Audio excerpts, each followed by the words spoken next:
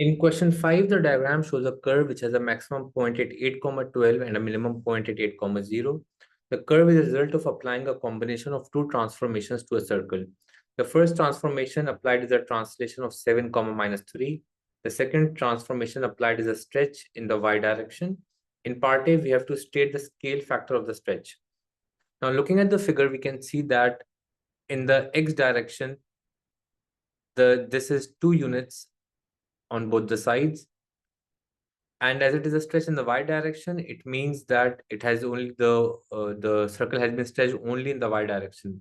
So as it was a circle, it means that if this length is 4 up here, this length would have also been 4 up here. So just looking at the length from this point to this point, this length was 2. So it means for the circle, this length would have also been 2. Now, as we can see now that it has become tripled, or we can say from 6 till 8, it has gone from 6 till 12. So we can say that the stretch factor in this case will be 3, as from 2 units, it has stretched to a total of 6 units in the y direction. So the scale factor will be equals to 3. In part B, it is asking to state the radius of the original circle. Now, as it has been stretched with the scale factor of 3 times in the y direction, and assuming, let's say, if the center was up here, and so the radius would have been from here till up here, so the radius would have been 2. So in this case, the radius of the original circle will be equals to 2. In part C, it says state the coordinates of the center of the circle after the translation has been completed, but before the stretch is applied.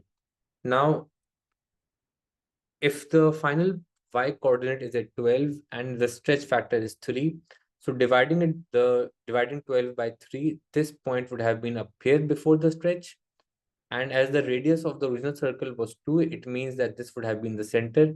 So if this was the center, it means that the center coordinates will be 8, 2, as the x value will remain the same.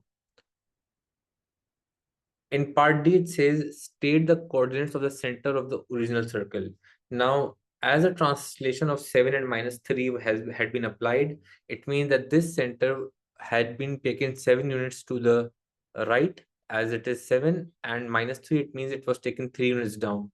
So we'll increase the y coordinate by 3 to find the original circle. So the y coordinate will become, so if this is 8 and 2 up here,